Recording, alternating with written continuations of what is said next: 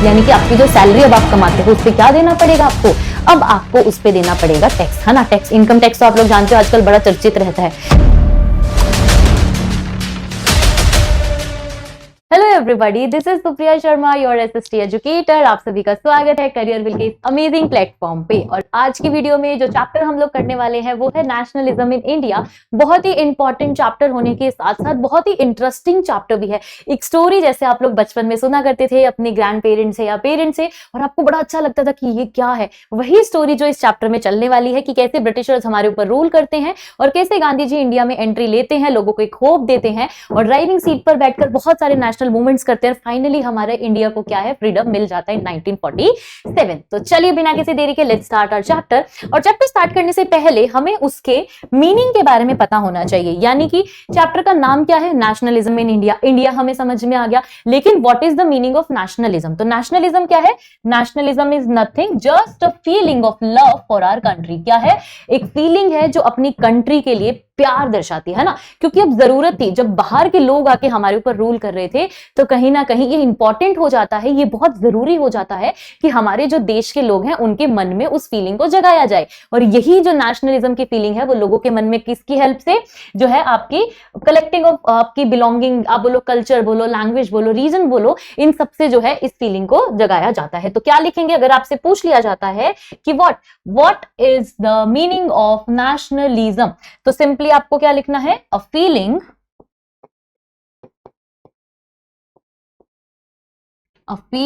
Of love for our country. Country के लिए जो फीलिंग है हमारी प्यार की, वही क्या है, नेशनलिज्म की फीलिंग है। जैसे आप देखो पेरेंट्स के लिए भी आपके मन में फीलिंग्स होती हैं, फ्रेंड्स को लेके होती हैं, कजन्स को लेके होती है ना।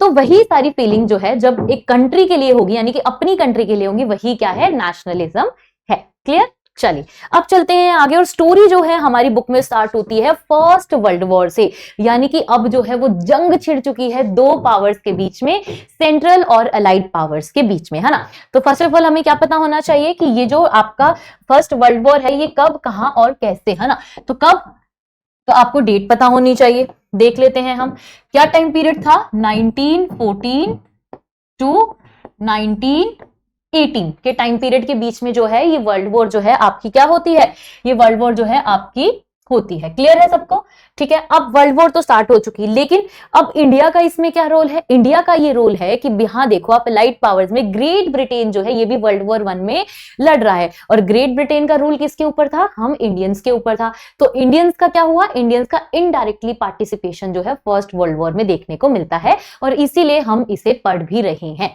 क्लियर है। तो पता चल गया क्या टाइम पीरियड था। टाइम पीरियड के बाद कौन कौन सी पावर है, एक तरफ सेंट्रल पावर है जिसमें मेन जो है वो कौन है, वो जर्मनी है। जर्मनी के बाद ऑस्ट्रिया हंगरी एम्पायर है एंड टर्की है। ठीक है। इधर अगर आप आ जाओ अलाइड पावर्स में, कौन है, Great Britain, then Russia, France और यूएस ज्वाइन करता है कब, 1917 में। देखो 4 साल चली ना ये। आप देखो रशिया यूक्रेन वॉर जो अभी तक भी चल रहा है, ऑलमोस्ट उसको 3 साल हो गए हैं, तो आप देखो अभी तक भी चल रहा है। तो ये भी जो वॉर थी आपकी फर्स्ट वर्ल्ड वॉर थी और लंबी चली है, 4 साल का टाइम पीरियड जो है इसने लिया है। और इसी में देखो 1917 में यानी कि 1917 में जैसे ही यूएस ज्वाइन करता है वैसे ही क्या होता है भैया, इनका अलाइड पावर्स का पलड़ा भारी हो जाता है और ये लोग जीत जाते हैं, है ना। और सेंट्रल पावर्स क्या हो जाती है, यहाँ पे हार जाती है। तो किसकी विक्ट्री हुई, आ जाइए जरा देख लेते हैं किसकी विक्ट्री होती है। यहाँ पे विक्ट्री होती है आपके किसकी, अलाइड पावर्स की। किसकी विक्ट्री होती है, विक्ट्री होती है अलाइड पावर्स की। क्लियर है ना। अब ये लोग जीत गए, अब जीत गए तो भैया इसका इंपैक्ट जो है हमें देखने को मिलेगा, कहां पे देखने को मिलेगा, हमारे इंडिया पे भी देखने को मिलेगा। क्यों, क्योंकि इंडिया इनडायरेक्टली पार्टिसिपेट कर रहा था ग्रेट ब्रिटेन के थ्रू, है ना।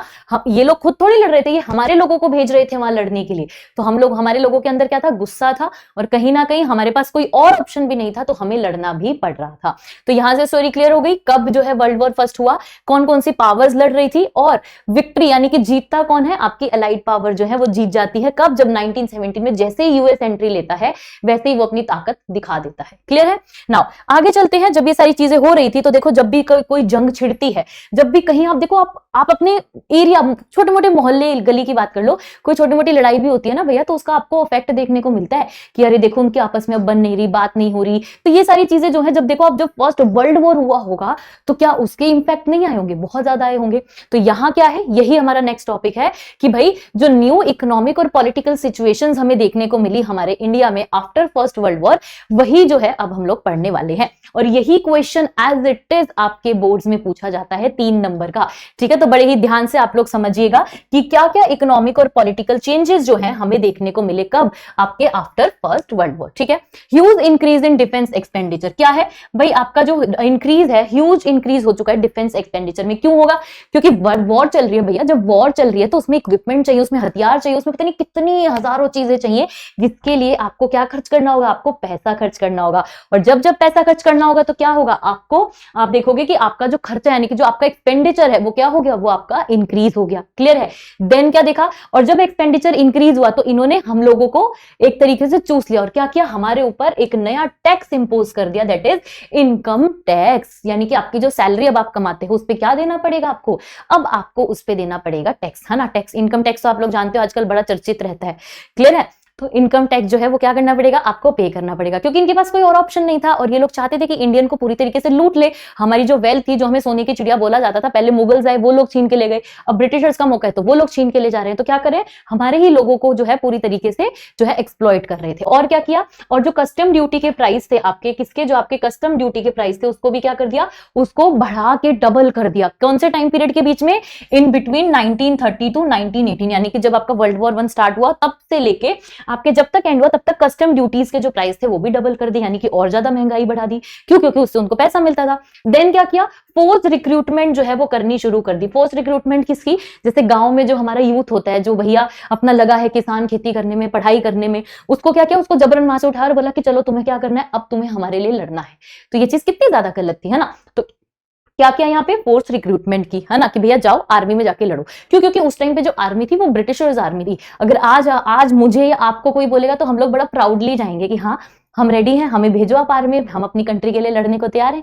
लेकिन उस टाइम पे जो आर्मी थी वो इंडियन आर्मी नहीं थी, वो ब्रिटिशर्स आर्मी थी। क्लियर है? देन उसके बाद क्या हो जाता है भैया, उसके बाद वही गरीबी में आटा गीला, इन्फ्लुएंजा पेंडेमिक और फैल जाता है। क्या है ये इन्फ्लुएंजा पेंडेमिक? जैसे कि कोविड-19 फैला था। कोविड-19 जैसे ही फैला था, आप लोगों ने देखा था कि प्रॉब्लम जो है वो कितनी ज्यादा होती है। लोग बेचारे घर से दूर आए हैं, मर रहे हैं, लोगों को पता नहीं हो क्या रहा है। एक्चुअल में आधे लोगों को तो यही नहीं पता था कि ये है क्या बीमारी। तो वही उस टाइम पे होता है। और जैसे ये फैलते हैं क्या होता है, प्रॉब्लम अकर होती है और क्रॉप फेलियर हो जाता है। क्या हो जाता है? क्रॉप फेलियर जो है वो देखने को मिलता है। और जिसकी वजह से अब देखो, जब क्रॉप फेलियर होगा तो क्या होगा, अब मार्केट में जो फूड आ रहा होगा उसके प्राइसेस डबल हो जाएंगे। और यही चीज होती है। और इन सारी चीजों की डबल होने के बाद क्या प्रॉब्लम आती है, जब ये सारी चीजें डबल हो जाती है तो हर एक चीज का प्राइस जो है वो बढ़ जाता है। यानी कि इन्फ्लेशन अब कहां पहुंच चुका है, आसमान छू चुका है ना, होते ना भैया आसमान छू लेंगे। तो यहाँ महंगाई ने क्या किया है, यहाँ महंगाई ने जो है वो आसमान छुआ है। आप देखो प्राइसेस हर चीज के क्या हो गए हैं, हर चीज के प्राइसेस जो है वो इंक्रीज हो गए हैं। डबलिंग बिटवीन 1913 टू 1918 जो टाइम पीरियड था, उस टाइम पे हर एक चीज का प्राइस जो है वो आपका कितना हो गया, वो आपका अब डबल हो चुका है। अब यहां से क्या हुआ, ठीक है, तो यहां से हमें क्या समझ में आया कि भैया जितनी भी आप देखो, हम वर्ल्ड वॉर में हमारा कोई मतलब नहीं, हमारा कोई तुक नहीं, फिर भी हम लोग लड़ रहे हैं। क्यों? ग्रेट ब्रिटेन की वजह से। ये सारी चीजें होने के बावजूद क्या होता है कि भैया अब तुमने हमारे ऊपर और ज्यादा हमें एक्सप्लॉइट करना शुरू हो दिया। आम होता है ना, आम की गुठली को जैसे हम लोग चूस के ऐसे फेंक देते हैं, तो वही चीज जो है हमारे साथ ब्रिटेन यहाँ पे कर रहा था। और अब लोगों के अंदर गुस्सा था, लोग उदास थे, लोगों को कोई होप नजर नहीं आ रही थी। और सडनली सोचो, ऐसे सिचुएशन में अगर कोई इंसान आके आपको एक होप दे दे, आपको एक लाइट एनलाइटमेंट दिखा दे कि हाँ भैया दुनिया में अभी बहुत कुछ है, अभी तो हमें लड़ना है, अपने देश के लिए जो है आजादी लेनी है, तो आप लोग बड़ा खुश हो जाते हो। होते हो कि नहीं होते हो? जब आपको कुछ समझ नहीं आता लाइफ में क्या करना है, तो कोई एंट्री लेके आपको ये सारी चीजें समझाता है। और यही चीजें होती हैं। और इंडिया में भी किसकी एंट्री होती है, the great legend Mahatma Gandhi ji की एंट्री जो है वो इंडिया में होती है, और एक नई होप और एक नए आइडिया के साथ। ठीक है, तो यही हमारा नेक्स्ट टॉपिक है, दैट इज गांधी जी की entry and the idea of satyagraha. ठीक है, तो ये गांधी जी देखो मस्त अपने मूड में निकले साउथ अफ्रीका से, कब, उन जनवरी 1915 में, और पहुंच जाते हैं कहां, अपने नेशन, अपने वतन, यानी कि वापस इंडिया। ठीक है, अब जब इंडिया वो लौटते हैं तो वो देखते हैं कि लोग वहां पे बड़े परेशान हैं, लोगों को समझ नहीं आ रहा क्या करना है। तो क्या बोलते हैं, डोंट वरी गाइस, मैं हूं ना, मैं सब करूंगा। क्या? क्यों? क्योंकि मैं ऑलरेडी साउथ अफ्रीका में जो हूं, क्या एक मूवमेंट करके आया हूं, रेसिस्ट मूवमेंट, है ना। वहां पे मैंने अपना एक नया आइडिया निकाला था, दैट इज आइडिया ऑफ सत्याग्रह, जो वहां पे पूरी तरीके से सक्सेसफुल था, और शायद अपनी कंट्री में भी मैं उसे इंप्लीमेंट करूंगा तो वो सक्सेसफुल हो जाएगा। और इसी के साथ गांधी जी क्या लेके आते हैं, अपने साथ एक आइडिया ऑफ सत्याग्रह जो है वो लेके आते हैं। ठीक है, अब इसके पीछे की जो स्टोरी है जो मैं आपको बोल रही हूँ साउथ अफ्रीका वाली, वो भी आपको समझनी होगी। वाई? क्योंकि वो बहुत ज्यादा इंपॉर्टेंट है। ठीक है, तो पहले हम लोग वही समझ लेते हैं कि गांधी जी क्या कर रहे थे। Gandhi ji, the idea of satyagraha, ठीक है, आइडिया ऑफ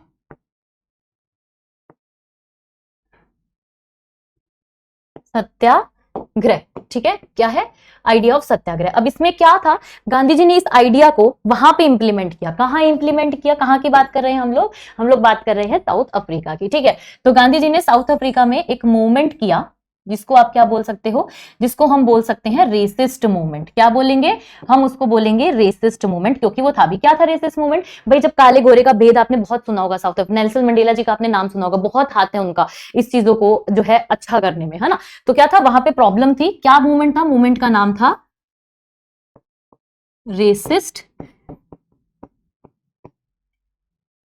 रेसिस्ट मूवमेंट जो था ये था। गांधी जी यहाँ पे क्या करते हैं, गांधी जी यहाँ पे अपना नया आइडिया, जैसे आइडिया ऑफ सत्याग्रह को लॉन्च करते, एक नोवल आइडिया। जब भी कोई नया आइडिया आता है तो उसको नोवल आइडिया बोला जाता है, और यहाँ पे गांधी जी क्या करते हैं, उसको इंप्लीमेंट करते हैं, और बहुत सक्सेसफुली वो क्या कर लेते हैं, इसमें सक्सेसफुल भी हो जाते हैं। क्या हो जाते हैं, यहाँ पे गांधी जी क्या हो गए हैं, अब यहाँ गांधी जी हो चुके हैं सक्सेसफुल, और उन्हें लगता है कि यही आइडिया जो है मैं क्या कर सकता हूँ, अब अपनी कंट्री में जाके भी इसको जो है इंप्लीमेंट कर सकता हूँ। तो गांधी जी यहाँ से कहा, गांधी जी यहाँ से चले आपके कहा, गांधी जी चले साउथ अफ्रीका से, साउथ अफ्रीका से कहां चले, साउथ अफ्रीका से पहुंच गए इंडिया, ठीक है, कहां पहुंच गए, इंडिया जो है वो पहुंच जाते हैं। क्लियर है, इसको भी हम डाल देते हैं मस्त डब्बे में, ताकि हमें चीजें जो हैं वो समझ में अच्छे से आ जाए। क्लियर है सबको यहां तक, देखो ठीक है, idea of satyagraha resist movement के खिलाफ against, and then South Africa से लौटते हैं इंडिया में, किसको, इस आइडिया को ही इंप्लीमेंट करने के लिए। क्लियर है सबको, चले हम आगे आगे चलते हैं और देखते हैं क्या है। जब गांधी जी आइडिया लेके इंडिया पहुंचते हैं तो इस आइडिया का मतलब क्या है, यानी कि जो सत्याग्रह गांधी जी ने बोला तो ये किस प्रिंसिपल पे काम करेगा, कैसे हम लोग इसको काम करेंगे। तो क्या है, the idea of satyagraha emphasise the power of truth and the need to search of truth, कि भैया सच की राह पे चलते रहिएगा, जो आपका एम है वो एक दिन जरूर आपको जो है वो पालेगा, यानी कि एक दिन जीत जो है वो आपकी ही होगी। और यहीं पे गांधी जी जो है वो क्या समझाना चाहते हैं कि सत्याग्रह क्या है, बहुत ही इंपॉर्टेंट है। तो क्या है, ये दो प्रिंसिपल पे काम करता है। क्या क्या है वो प्रिंसिपल, देखो सबसे पहले लिखेंगे हम लोग सत्याग्रह, ठीक है, हमने क्या किया, सत्याग्रह। क्लियर, गांधी जी ने इसको जो है शुरू किया, डन है, ओके। अब ये क्या है, मैंने आपको बोला दो प्रिंसिपल पे काम करेगा, किन दो प्रिंसिपल्स पे काम करेगा, एक और इधर सॉरी, एक और दूसरा हम सेलेक्ट कर लेते हैं, और ये आपका दूसरा, ठीक है, क्लियर है, एक और दूसरा आपका। अब ये दो प्रिंसिपल पे आपके काम करेगा। क्या क्या प्रिंसिपल है वो, एक प्रिंसिपल है आपका सत्या, नाम से ही आपको क्लियर हो रहा होगा कि सत्या का मतलब क्या है, सत्या का मतलब है भैया सच, जो इंसान बोलने से डरता है। तो सत्या का मतलब क्या है, देखो यहाँ पे ये हो गया, एक हमने ले लिया क्या, सत्य। सत्य का मतलब है ट्रुथ, यानी कि सच की बात अगर हम करें तो, ठीक है। दूसरा अगर हम देखें तो क्या है, दूसरा अगर हम देखें तो दूसरे का मतलब है ग्रह, यानी कि अहिंसा, नॉन वायलेंस, किसी भी तरीके का कोई हथियार यूज नहीं करना है, कोई इक्विपमेंट जो है वो हम लोग यूज नहीं करेंगे, ठीक है। एक और ले लेते हैं, क्यों, क्योंकि दो प्रिंसिपल हैं तो दोनों प्रिंसिपल को हम लोग पढ़ेंगे। क्लियर है, यस, आ जाइए। एक क्या है, एक मैंने आपको बताया सत्य, सच, ट्रुथ, है ना, लाइफ का सच क्या है वही। क्लियर है, एक हो गया ट्रुथ, सच, और दूसरा है क्या, दूसरा है आपका नॉन वायलेंस, ठीक है। एक सेकेंड, इसी को हम लोग सेलेक्ट कर लेते हैं और इसको थोड़ा सा बड़ा कर लेते हैं। क्या है हमारे पास, नॉन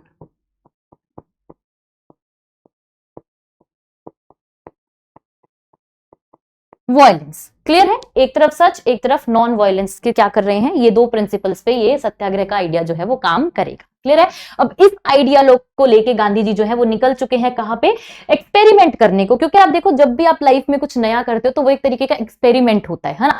आप उसको जब तक आप देखो, जब तक आप 3-4 लोगों पे उसको नहीं देख लेते कि सही काम कर रहा है, तभी तक आप नहीं करते, है ना। तो ऐसे ही होता है, जब आप देखो कोई मेडिसिन बनाई जाती है तो उस मेडिसिन का पहले टेस्ट किया जाता है, उसको एक्सपेरिमेंट किया जाता है कि भैया जिस बीमारी के लिए हमने इसको बनाया है, क्या उस बीमारी का इलाज कर भी रही है कि नहीं कर रही, है ना, है ना। तो वही चीज क्या होती है, अब जब गांधी जी ने इस आइडिया को इंप्लीमेंट किया, नोवेल आइडिया को, तो उन्हें लगा कि मुझे पहले इसको चेक करना होगा कि क्या ये मेरे इंडिया में भी काम करेगा, है ना। और जब गांधी जी साउथ अफ्रीका से वापस लौटते हैं तो उनके जो गुरु हैं वो उन्हें बोलते हैं कि जरा घूमो तो अपने भारत में, अपने देश में, देखो तो वहां पे प्रॉब्लम क्या है। और गांधी जी घूमना शुरू करते हैं और उन्हें समझ आता है कि किस तरीके से ब्रिटिशर्स ने हमारे लोगों को पूरी तरीके से एक्सप्लॉइट किया हुआ है।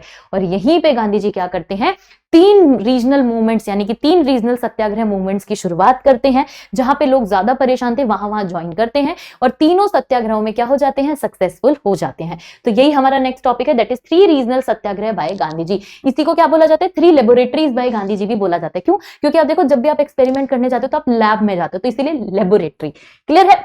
आ जाइए, तो फर्स्ट कौन सा है? फर्स्ट हमारे पास है, फर्स्ट जो हमारे पास है दैट इज चंपारण बिहार। चंपारण एक बिहार में जगह है जहां पे प्रॉब्लम क्या थी पहले वो समझ लेते हैं, उसके बाद हम देखेंगे कि क्या है। वहां पे प्रॉब्लम क्या थी कि वहां पे इंडिगो प्लांटेशन सिस्टम जो था वो बहुत ज्यादा खराब था, यानी कि ऑपरेसिव था। ठीक है, प्रॉब्लम क्या थी कि मान लो, जैसे मैंने आपको समझाऊं अगर मैं आपको यहाँ पे, ये मान लो क्या है, आपके पास एक आपका खेत है। ठीक है, इस खेत में थोड़ी सी जगह पे क्या बोला, इस खेत में थोड़ी सी जगह पे जो आपके ब्रिटिशर्स हैं उन्होंने बोला कि भैया आपको क्या करना है, आपको इस वाली जगह पे क्या करना है, आपको इस वाली जगह पे इंडिगो की प्लांटेशन करनी, यानी कि इंडिगो उगाना है। ठीक है, इंडिगो नील, वही जो कपड़ों में दिया जाता है, उजाला नील के नाम से, जिसको आपने सुना होगा, एडवर्टीजमेंट बड़ा आता है ना, कपड़ों को नील दे, तो वही चीज है। अब इस वाला जो ये आपका हिस्सा आपको दिख रहा है, यहाँ पे जब आप उसको प्लांटेशन करते थे, जो हमारे फार्मर्स थे, जो पीजेंट्स थे, ये जो जगह बचती थी, ये सारी जगह क्या हो जाती थी, ये सारी जगह जो है वो खराब हो जाती थी। क्या हो जाती थी? ये सारी जगह जो है वो खराब हो जाती थी। ठीक है, अब सोचो आपने इस जगह पे इंडिगो उगाया, अब ये जगह हो गई है आपकी खराब। अब जब ये खराब हो गई तो आपको अगली बार कहां उगाना पड़ेगा, इससे नेक्स्ट जगह पे उठाना पड़ेगा। तो जब आप नेक्स्ट जगह पे उठाओगे, जैसे देखो अगर मैं आपको यहां से दिखाऊं, आपने क्या किया, आपने इसको अब आपको क्या करना है, अब आपको इस जगह पे लगाना है। तो अब जब इस जगह पे आपको लगाना होगा तो क्या होगा, इस जगह पे जब लगाना होगा तो ये जमीन खराब, फिर ये जमीन खराब, फिर ऐसे ऐसे क्या होगा, पूरा प्लॉट हमारा जो है वो खराब हो जाएगा। अब इस चीज से हमारे जो किसान थे वो हो जाते हैं परेशान, क्योंकि इंडिगो लगाने के बाद वहां की जो सॉइल है वो फर्टाइल नहीं रहती थी।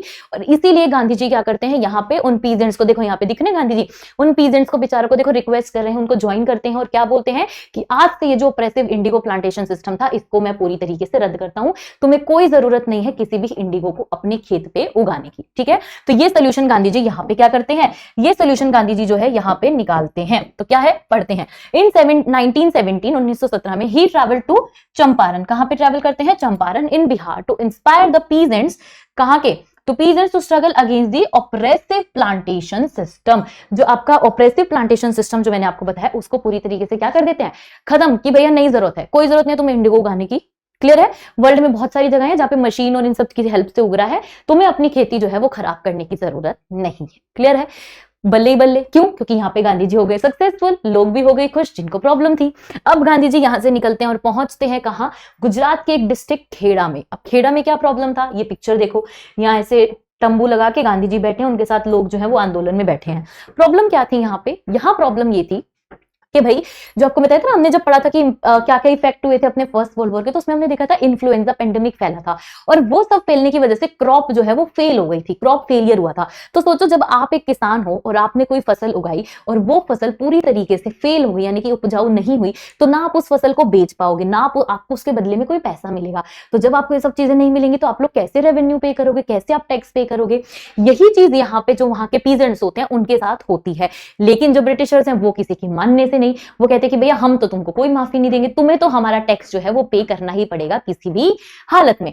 और यहीं पे क्या होता है, फिर गांधी जी जो है वो एंट्री लेते हैं और वहां के जो पीजेंट्स होते हैं उन्हें पूरी तरीके से मना कर देते हैं कि कोई जरूरत नहीं है किसी तरीके का रेवेन्यू पे करने का, मैं आ गया हूं, मैं अपने आप देख लूंगा। ठीक है, तो क्या होता है यहाँ पे Gandhi ji then in 1917 he organized a satyagraha to support the peasants of the Khera district of Gujarat affected of the crop failure and the plague epidemic. The peasants of Khera could not pay the revenue. है ना, बेचारे नहीं दे पा रहे थे, भैया revenue कैसे देंगे, बीमारी फैल गई, बीमारी के बाद क्रॉप फेलियर होगा, कुछ तो बचा नहीं है उनके पास। Then and were demanding the revenue collection to be relax, और यही उनकी डिमांड थी कि उनका जो रेवेन्यू आप जो ब्रिटिशर्स ने लगाया है इसको क्या कर दिया जाए, उनको पूरी तरीके से इसको जो है उन्हें रिलैक्स कर दिया जाए, भैया नहीं देना। और ये चीज होती भी है। और फिर से मजे मजे, है ना, ढोल बजा लो चाहे इस बात पे, क्यों? क्योंकि दूसरी बारी भी सही हो गई, सक्सेसफुल मिल गई। अब गांधी जी यहां से निकलते हैं और पहुंचते हैं कहाँ, अहमदाबाद के गुजरात डिस्ट्रिक्ट में। ठीक है, अहमदाबाद पहुंचते हैं, भैया वही अहमदाबाद ही बोलते हैं ना जो, तो वहां पहुंचते हैं। वहां पे क्या प्रॉब्लम था, वहां ये प्रॉब्लम था, देखो यहाँ दिख रहा है, ये गांधी जी बैठे, उनके साइड में ये जो लोग हैं ये कौन है, ये सब मिल वर्कर्स हैं, मिल में काम करते हैं ना, कॉटन की मिल थी, वहां पे लोग काम करते थे। वहां पे प्रॉब्लम क्या हुई थी कि जब वो पेंडेमिक फैला जो हमने पढ़ा था, जब वो पेंडेमिक फैला तो लोगों ने क्या किया, लोगों ने अपने घर जाना जो है शुरू कर दिया, काम छोड़ के घर निकल गए, है ना। जैसे देखो कोविड के टाइम पे हुआ था, कोविड-19 के टाइम पे क्या हुआ था, जो बेचारे लोग बिहार साइड के लोग, एमपी साइड के लोग, इधर मतलब हर एक इंसान जो इधर उधर कहीं कहीं जॉब कर रहे थे। जैसे ये बीमारी फैलती है क्या होता है, वैसे ही वो लोग जो है वो निकल चलते हैं अपने घर की तरफ कि भैया हमें तो अब क्या करना है, हमें तो अपने घर जाना है किसी भी तरीके से। आपने देखा होगा लोग पैदल निकल पड़े हैं इतनी दूर दूर से, साइकिलों पे बच्चे जो है अपने माँ बाप को बेचारों को लेके जा रहे हैं। तो यहाँ पे भी यही प्रॉब्लम होती है कि जब वो बीमारी फैलती है तो लोग जो है छोड़ छोड़ के जाने लगते हैं, और ओनर क्या करते हैं, ओनर उन्हें देते हैं लालच। क्या करते हैं कि भैया अगर तुम्हारी सैलरी 100 रुपए है, हम तुमको 170 रुपए देंगे। क्या देंगे, हम तुम्हें 170 रुपए देंगे, तुम कहीं मत जाओ, यहीं रुको, हमारा काम करो, है ना। और यही लालच जब उनको दिया गया तो बेचारे मिल वर्कर्स भी सोचते हैं कि चलो ठीक है, पैसा मिल रहा है, पैसा कमा लेते हैं, और ये क्या करते हैं, उनको रोक लेते हैं। ठीक है, तो कैसे समझेंगे इन्हें, इसे हम लोग एग्जाम्पल के उसमें समझते हैं। क्या किया उन्होंने, पैसा दिया। जैसे अगर मैं आपको बताऊं क्या था, 100 रुपीज थे ना, 100 रुपीज को क्या कर दिया, 100 रुपीज को 170 कर दिया। ठीक है, क्या किया, 100 रुपीज को 170 कर दिया। इसको आप एग्जाम्पल के रूप में देखिएगा, क्लियर है। 100 को 170 कर दिया, सब खुश हैं, रुक गए। लेकिन जैसे ही ये जो बीमारी है इसका असर कम होता है, जैसे ही आप देखो कोविड का असर कम हुआ तो लोगों ने वापस से जॉब पे जाना शुरू कर दिया, काम जाना शुरू कर दिया, लॉकडाउन जो था वो धीरे धीरे खुलने लग गया, है ना। तो वही चीज होती है, अब जब 170 कर दिया तो जैसे ही ये बीमारी जो है कम होती है, वैसे ही वो 170 से क्या कर देते हैं, वैसे ही वो 170 से वापस कितने पे ले आते हैं, 170 से वापस ले आते हैं, बोलते हैं अब हम सिर्फ आपको कितना 20% ही हाइक दे पाएंगे, यानी कि अब सिर्फ हम आपको कितना 120 ही दे पाएंगे। अब सोचो आपकी सैलरी 170 हो गई थी, 170 से कोई 120 पे ले आए तो ये तो भैया डिमोशन है आपका, कम कर दिया आपने, तो जो दे रहे थे आप वो भी नहीं दे रहे। आप ये देखो ना कि उस टाइम से लेके वर्ल्ड वॉर 1 से लेके अब तक के टाइम पीरियड में महंगाई कितनी बढ़ी, हमने पढ़ा था ना, हर एक चीज के रेट जो है वो डबल हो गए। तो यहाँ पे जो मिल वर्कर है वो होते हैं परेशान, और वो क्या बोलते हैं कि नहीं, हम नहीं मानेंगे 120 पे, हमें क्या चाहिए, हमें एटलीस्ट कितना चाहिए, हमें एटलीस्ट 150 रुपीज तो चाहिए ही चाहिए। क्या चाहिए, हमें 150 रुपीज तो चाहिए ही चाहिए। अब जब ये सारी प्रॉब्लम होती है तो फिर से गांधी जी की एंट्री होती है, ड्राइविंग सीट पे बैठते हैं और क्या करते हैं, एंट्री लेते हैं, और फाइनली यहां लोगों को क्या देते हैं, सोल्यूशन देते हैं। बोलते हैं अरे क्यों टेंशन लेनी है, मैं हूं ना, अभी कौन, मैं हूं ना, मैं आपके लिए क्या करूंगा, बीच का रास्ता निकालूंगा। यहां गांधी जी क्या करते हैं, यहां गांधी जी बीच का रास्ता जो है वो निकालते हैं, और वो बीच का रास्ता क्या है, वो बीच का रास्ता है 135 रुपीज। कितना, 135 रुपीज का रास्ता जो है वो क्या करते हैं, वो यहाँ पे लोगों को निकाल के जो है वो दे देते हैं कि भैया ना तुम्हारा ना हमारा, एक बीच का रास्ता निकालते हैं 135 रुपए। ठीक है, इससे तुम्हारा भी भला हमारा भी भला। तो क्या होता है, यहाँ पे सब चीजें जो है वो सॉर्ट हो जाते हैं, मिल वर्कर्स भी मान जाते हैं, मिल ओनर भी मान जाते हैं। ठीक है, क्योंकि मिल ओनर जो है वो गांधी जी के जानने वाले, यानी कि एक तरीके के दोस्त ही होते हैं। ठीक है, तो यहाँ पे जो है वो सोल्यूशन हो जाता है। अब लिखा क्या है, पढ़ लो। In 1918 Mahatma Gandhi went to Ahmedabad to organise a satyagraha movement among cotton mill worker, है ना। कॉटन मिल वर्कर के साथ जो है सत्याग्रह मूवमेंट को परफॉर्म करने के लिए वो वहां पे पहुंचे, कब, 1918 में। क्लियर है, तो ये तीनों सत्याग्रह गांधी जी करते हो, तीनों सत्याग्रह में क्या हो जाते हैं, पूरी तरीके से सक्सेसफुल हो जाते हैं। अब जब वो तीनों तरीके से सक्सेसफुल हो गए हैं तो अब जो है ब्रिटिशर्स यहाँ पे सोचते हैं कि भैया ये कौन इंसान है जो नया आया और जिसने आते ही जो लोग इतने परेशान थे, जिसको हम एक्सप्लॉइट कर रहे थे, जिनका खून हमने चूसा हुआ था, ये कौन इंसान आके जो है इनको सपोर्ट करने लग गया, है ना। डर गए ना ब्रिटिशर्स, डर गए कि कौन आ गए। तो इसके बाद क्या होता है, वो सोचते हैं कि भैया अब कुछ ना कुछ तो करना पड़ेगा, इन्हें किसी ना किसी चीज से रोकना तो पड़ेगा। और वो रोकने के लिए क्या करते हैं, वो रोकने के लिए एक नया एक्ट जो है उसको पास करते हैं। ठीक है, क्या करते हैं, एक नए एक्ट को जो है वो पास करते हैं, दैट इज रॉलेट एक्ट। ठीक है, आप सबने इस रॉलेट एक्ट के बारे में जरूर सुना होगा। ठीक है, जिसको हम लोग नेक्स्ट लेक्चर में करेंगे, बट एक बार हम देख लें। ठीक है, रॉलेट एक्ट कब, 1919 में जो है इसको लॉन्च कर देते हैं ब्रिटिशर्स, किससे, डर के महात्मा गांधी से, जिसको हम पढ़ेंगे अपने नेक्स्ट लेक्चर में। क्लियर है, तो ये तीनों सत्याग्रह आपको पता होने चाहिए। चंपारण बिहार में 1917 में, आपके खेड़ा गुजरात में 1917 में, और फिर अहमदाबाद में 1918 में। क्लियर है, तो ये थी हमारे आज का लेक्चर। आई होप आपको समझ आया होगा, मजा आया होगा। मिलेंगे अपनी ऐसी अमेजिंग से नेक्स्ट क्लास में, तब तक के लिए बाय बाय, टेक केयर।